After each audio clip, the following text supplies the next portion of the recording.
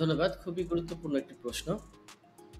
আ প্রথমেই এখানে যারা উপস্থিত আছেন এবং এখন দেখছেন এবং ভবিষ্যতে দেখবেন সমস্ত তে বসবাসরত এবং তে যাদের বিজনেস আছেন উদ্যোক্তা ভাই-বোনদের স্বাগত জানাচ্ছি আমাদের এই অনুষ্ঠানে। আল মুহাম্মদ ট্যাক্স কনসালটেন্সির পক্ষ থেকে আমি কামরুজ্জামান আপনাদেরকে ধন্যবাদ জানাচ্ছি। এরকম একটি উদ্যোগ গ্রহণ করার জন্য আল মুহাম্মাকে এবং সেই সাথে যারা উপস্থিত আছেন তাদের সবাইকে। যে প্রশ্নটি করা হয়েছে যে একটি বিজনেস যদি কেউ সেট আপ করতে চায় তে তাহলে শুরুতেই কি বিষয়গুলো আসলে পরিচালনা করা উচিত বা অনুধাবন করা উচিত বা শুরুতেই কি বিষয়গুলো নিয়ে আসলে খুব দক্ষতার সাথে বিবেচনা করা উচিত?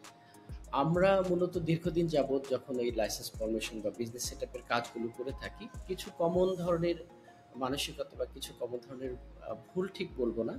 এটা আমরা দেখে থাকি যেটা পরবর্তীতে ক্ষেত্র বিশেষ ভুল প্রমাণিত হয় আরকি।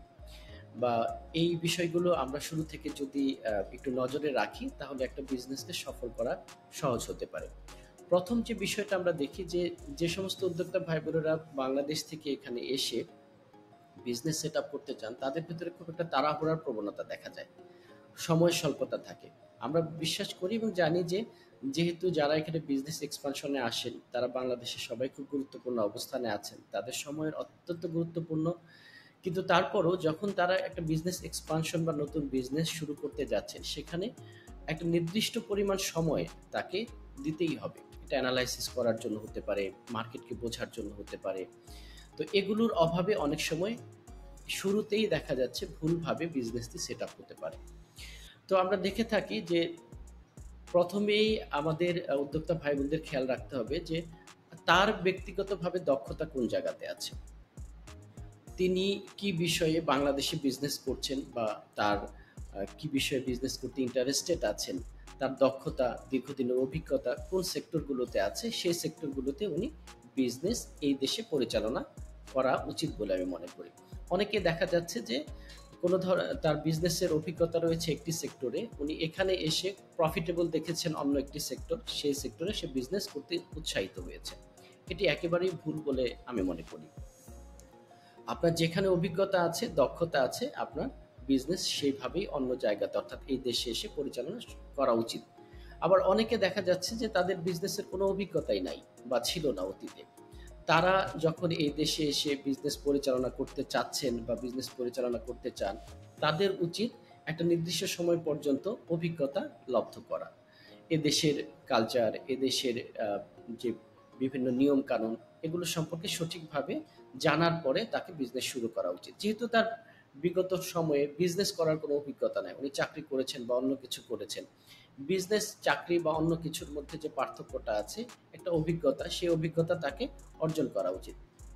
আমি মনে করি যারা চাকরি করেন বাংলাদেশে, এখানে এসে বিজনেস করতে চাচ্ছেন বা এখানেও চাকরি করছেন, তাদের যে সেক্টরটাতে আপনি বিজনেস করতে চাচ্ছেন, সেই সেক্টরটাতে আপনার কিছুদিন চাকরি করা উচিত বা সেই সেক্টরটা বিজনেসের সাথে সম্পৃক্ত থাকা উচিত। থেকে আপনি মার্কেটটাকে বুঝতে পারেন, কাস্টমার নর্মস গুলো বুঝতে পারেন। এগুলো বুঝে ফেলে তারপর যখন আপনি মনে করবেন যে আপনার একটা নির্দিষ্ট অভিজ্ঞতা হয়ে গেছে, তারপর আপনি বিজনেস শুরু করতে পারেন। এরপর যেটা দেখা উচিত শুরুতেই যে অ্যাক্টিভিটি নির্ধারণ হয়ে গেলে যে আপনি এই বিজনেস অ্যাক্টিভিটি করবেন, আপনার লোকেশনটা খুব গুরুত্বপূর্ণ। আমরা জানি তে ৭ টা স্টেট আছে। বিভিন্ন স্টেটের ইকোনমিক ডিপার্টমেন্ট বিভিন্ন রকম রুলস রেগুলেশনস মেইনটেইন করে। সব ক্ষেত্রে যে একরকম হবে এরকম না। খরচের দিক থেকে হোক, ডকুমেন্টেশন এর দিক থেকে হোক, প্রসেস প্রণালীর দিক থেকে কিছুটা ভিন্নতা পরিলক্ষিত হয়। সেই ক্ষেত্রে আপনার ১ম এ সিলেক্ট করতে হবে যে আপনি কোন স্টেটে বিজনেসটাকে শুরু করতে যাচ্ছেন। আবার আমরা দেখি যে এখানে মেইনল্যান্ড আছে, ফ্রি জোন আছে। তো আপনি কি ফ্রি জোনে বিজনেস করতে চাচ্ছেন না মেইনল্যান্ডে বিজনেস করতে চাচ্ছেন? যদি আপনি মেইনল্যান্ডে বিজনেস করতে চান তাহলে কি সুবিধা আছে, কি ধরনের আপনার চ্যালেঞ্জ ফেস করতে হবে সেগুলো আপনার জানা উচিত। আপনি যদি ফ্রি জোনে বিজনেস করতে চান তাহলে সেক্ষেত্রে ফ্রি জোনের কিছু সুবিধা রয়েছে সরকার কর্তৃক নির্ধারিত এবং কিছু চ্যালেঞ্জ রয়েছে। কি চ্যালেঞ্জ রয়েছে, কি সুবিধা রয়েছে সেগুলো আপনার জানা উচিত। এবং আপনার বিজনেস মডেল অনুসারে আপনাকে বুঝতে হবে যে আপনার জন্য ফ্রি জোন সুবিধা হবে না মেইনল্যান্ডটা সুবিধা হবে। এই বিষয়গুলো আপনাকে প্রথমেই জেনে তারপর বিজনেস অ্যাক্টিভিটি, বিজনেস লোকেশন নির্ধারণ করা উচিত। লোকেশনের ক্ষেত্রে আপনার লোকেশন প্রাইসিং বা রেন্টের ক্ষেত্রে ভিন্নতা দেখা যায়। দুবাইয়ের ভেতরে একরকম হয়, আবুধাবিতে একরকম হয়, বিভিন্ন স্টেটে ক্ষেত্রভেদে, এবং একটা স্টেটের ভেতরে লোকেশনের ভিন্ন, রেন্টের ভিন্নতা দেখা যেতে পারে। এই জন্য আপনাকে অ্যাক্টিভিটির পর সিলেক্ট করার পর লোকেশনটা কোথায় হবে, নিতে চাচ্ছেন, কেন নিতে চাচ্ছেন, এগুলোর উত্তরগুলো পরিষ্কারভাবে জেনে তারপর বিজনেস শুরু করা উচিত বলে আমি মনে করি। এটার সাথে সাথে আমাদের লোকেশন নির্ধারণ হওয়ার পর আমরা যেটা দেখতে পারি বা আমাদের করা উচিত, সেটা হলো যে উদ্যোক্তারা তাদের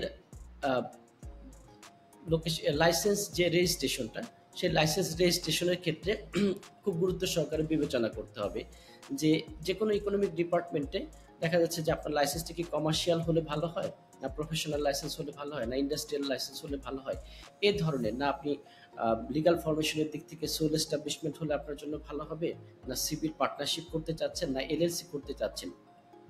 এই বিষয়গুলো নিয়ে যারা এই দেশে বিজনেস শুরু করতে যাচ্ছেন, ওই নির্দিষ্ট ব্যক্তি হোক বা পার্টনার্সরা হোক অথবা তাদের নির্ধারিত কোনো ব্যক্তি হোক, তাদেরকে এই বিষয়গুলো জেনে তারপর শুরু করা উচিত। কি কি ডকুমেন্টেশন লাগবে, কেন লাগবে, কখন সেই ডকুমেন্টেশনগুলো লাগবে, সেই বিষয়গুলো জেনে রাখা উচিত। অনেক বিজনেসের ক্ষেত্রে লোকাল স্পন্সর বা সার্ভিস এজেন্টের প্রয়োজনীয়তা হয়। তো প্রয়োজনীয়তা হলে তার সাথে যে আপনার যে একটা এগ্রিমেন্ট থাকে, সেই এগ্রিমেন্টের স্বচ্ছতা থাকা উচিত। অনেক ক্ষেত্রে আমরা দেখি বাংলাদেশ থেকে এখানে যারা বিজনেস সেট আপ করতে আসেন যারা, তারা অতিমাত্রায় নির্ভর করেন এখানে যে সমস্ত পিআরওরা আছে, বিভিন্ন অফিস আছে, তাদের উপর। তারা যেভাবে যা বলেন তাই করেন। প্রশ্ন করে জানা উচিত যে আমার কার সাথে, আমার লোকাল স্পন্সর কে, তার নাম্বারটা কি, তার সাথে কথা বলা উচিত। অনেক সময় দেখা যাচ্ছে যে বছর শেষে লোকাল স্পন্সরের সাথে কোনো যোগাযোগ না থাকার কারণে অনেক কার্যক্রমে তার ব্যাহত হয়, সমস্যার সৃষ্টি হয়, লোকাল স্পন্সরও তাকে যোগাযোগ করতে পারে না, এই জন্য অনেক ধরনের সমস্যার সম্মুখীন হতে হয়। এই জন্য আপনি যেই বিজনেসটি করছেন, প্রত্যেকটি অ্যাক্টিভিটি বা প্রত্যেকটি স্টেপগুলো আপনাকে বুঝে বুঝে করতে হবে যে কেন করা হচ্ছে এবং পরবর্তীতে এটার কনসিকুয়েন্সটা কি হতে পারে। আপনি লাইসেন্সের যখন অফিস সেট আপ নিচ্ছেন, অনেক ক্ষেত্রে দেখা যায় যে আপনারা ফ্রি জোনের ভেতরে office set up, flexi desk থাকে, কিন্তু তার মেইনল্যান্ডের ক্ষেত্রে দেখা যাচ্ছে আপনার অ্যাক্টিভিটি ভেটে অনেক সময় দেখা যাচ্ছে যে আপনাকে অফিস নিতে হতে পারে, অনেক সময় ফ্ল্যাট বাড়িতে আপনি অফিস হিসেবে নিতে পারেন, অনেক অনেক সময় ওয়্যার হাউস নিতে হতে পারে। তো অ্যাক্টিভিটি আপনি যেটা নিচ্ছেন সেটার সাথে আপনার অফিস ফরমেশনটা কেমন হবে, যে জন্য আপনার ব্যাংক অ্যাকাউন্ট ওপেন করাটা সহজ হতে পারে বা জটিলতা মুক্ত হতে পারেন, সেই বিষয়টা আপনাকে খেয়াল করতে হতে পারে। এদেশে লাইসেন্স ফরমেশনের পরে ব্যাংক অ্যাকাউন্টটা খোলাটা অনেক জটিলতার মধ্যে দিয়ে উদ্যোক্তা ভাই বোনেরা যান। এটা সবাই কমপ্লেনমূলক করে থাকে, কিন্তু ব্যাংক অ্যাকাউন্টের যদি সঠিক কমপ্লেন্স এবং কেওয়াইসি আপনি মেনটেন করতে পারেন, ব্যাংক অ্যাকাউন্ট ওপেন করাটা মোটেই কোনো কঠিন বিষয় না। আর ব্যাংক অ্যাকাউন্টের ওপেনিং এর সময় আমরা দেখি যে বিভিন্ন ধরনের আপনারা থার্ড পার্টি এজেন্টের সাথে আহ, এ, যোগাযোগ করে অ্যাকাউন্ট ওপেন করার চেষ্টা করেন, সেক্ষেত্রেও এক ধরনের ভোগান্তির শিকার হতে হয়।